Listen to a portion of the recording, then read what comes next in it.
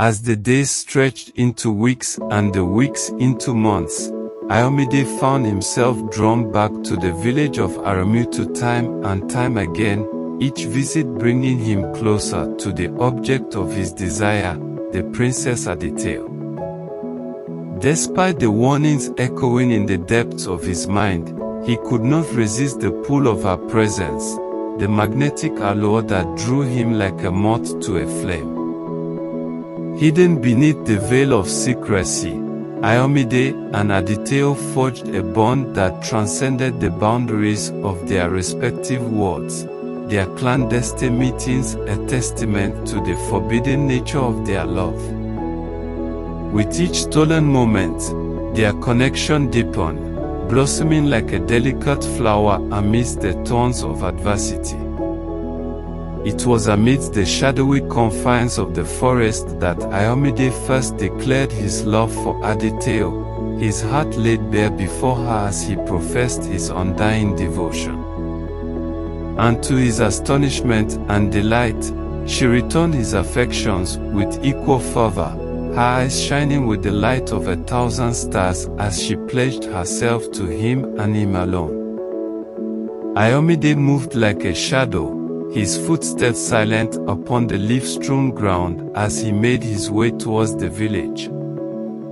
Each visit filled him with a sense of exhilaration and trepidation, knowing that his presence in Aramutu must remain hidden from the prying eyes of the world. As he ventured deeper into the labyrinthine paths of the forest, Ayomide's thoughts turned to the one who drew him there time and time again, Princess Aditeo. Her laughter echoed in his mind like a sweet melody, her smile etched upon his heart like a precious gem. Emerging from the cover of the trees, Ayomide found himself standing on the outskirts of Aramutu village, his heart pounding with anticipation as he stole a glance at the bustling streets below. With a silent prayer on his lips, he descended into the heart of the village, his senses alert for any sign of danger. It was amidst the vibrant tapestry of Aramutu's marketplace that Ayomide first laid eyes upon the object of his affection. Princess Aditeo moved through the crowd like a vision of grace and beauty, her presence commanding the attention of all who beheld her.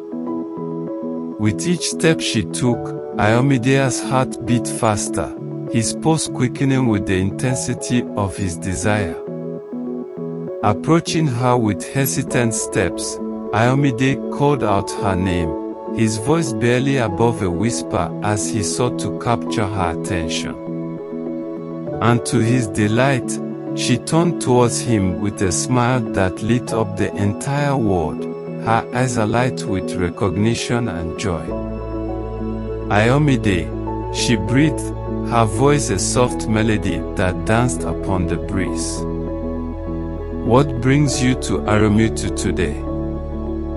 I come to see you, Princess, Ayomide replied, his heart pounding in his chest as he drank in the sight of her. I cannot stay away from you any longer. Their conversation flowed like a gentle stream, carrying them along on its current as they spoke of hopes and dreams, fears and aspirations. With each passing moment, their connection deepened, weaving a tapestry of love and longing that bound them together in ways they could scarcely comprehend. As the sun began to dip below the horizon, casting long shadows across the village square, Ayomide made a decision that would change the course of his destiny forever. Taking Aditeo's hand in his own, he led her towards the grand palace that loomed in the distance, his heart filled with determination and resolve. Entering the palace grounds, Ayomide felt a surge of apprehension wash over him, knowing that he was about to come face to face with the one man who held the power to shape his future, King Odetutu. With Aditeo by his side, he approached the throne room with cautious steps, his heart hammering in his chest as he prepared to meet the king. As they entered the throne room, Ayomide's eyes were drawn to the imposing figure seated upon the throne, King Odetutu, ruler of Aramutu village. His gaze was stern, his expression unreadable as he surveyed the newcomers with a critical eye. Who dares to enter my presence uninvited? King Odetutu boomed, his voice echoing off the walls of the chamber. It is I, Ayomide, Prince of Okitutu, Ayomide declared boldly, his voice ringing with confidence as he stepped forward to address the king. And this is Princess Aditeo, your daughter, whom I love with all my heart. A flicker of surprise crossed King Aditutu's face at Ayomide's proclamation, quickly replaced by a look of interest bordering on approval. Rising from his throne, he approached the young couple with measured steps, his eyes narrowing as he studied them intently. Prince Ayomide, you say? King Odetutu mused, his voice a low rumble that seemed to shake the very foundations of the palace. And you seek my daughter's hand in marriage? Ayomide nodded, his heart pounding in his chest as he awaited the king's response.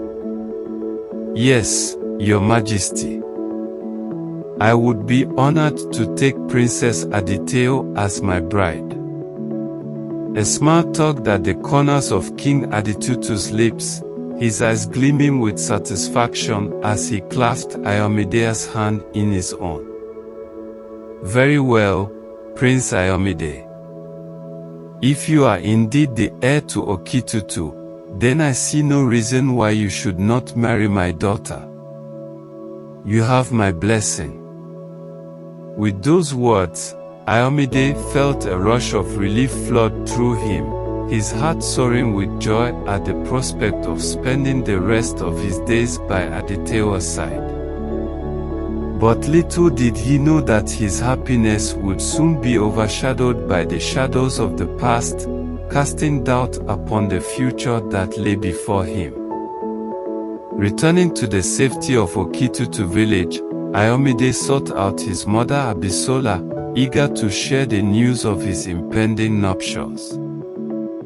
But to his surprise and dismay, she greeted him with a stern expression, her eyes filled with concern and apprehension. Mother, I have wonderful news, Ayomide exclaimed, his voice brimming with excitement as he took her hand in his own.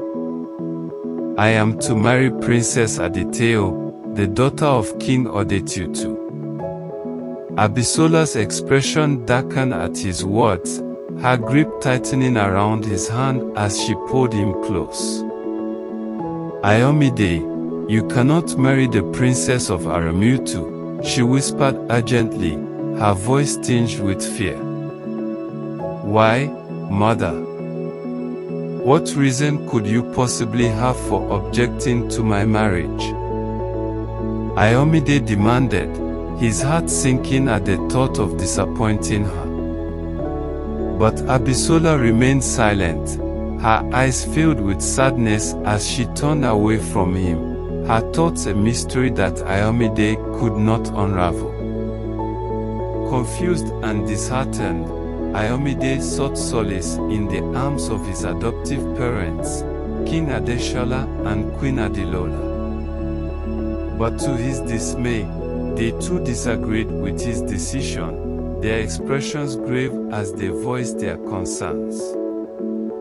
Ayomide, you cannot marry the princess of Aramutu, King Adeshola stated firmly, his voice leaving no room for argument. There are reasons that you cannot understand, reasons that must remain hidden for the sake of your safety. But why, Father? What could possibly be so dangerous about marrying the woman I love? Ayomide pleaded, his heart heavy with the weight of his parents' disapproval.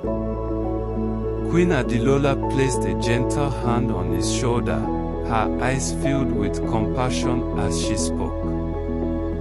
"My son, there are secrets buried in the past, secrets that threaten to tear our world apart if they are ever brought to light. You must trust us when we say that this marriage cannot be." With a heavy heart, Ayomide realized that he had no choice but to heed his parents' warnings, no matter how much it pained him to do so.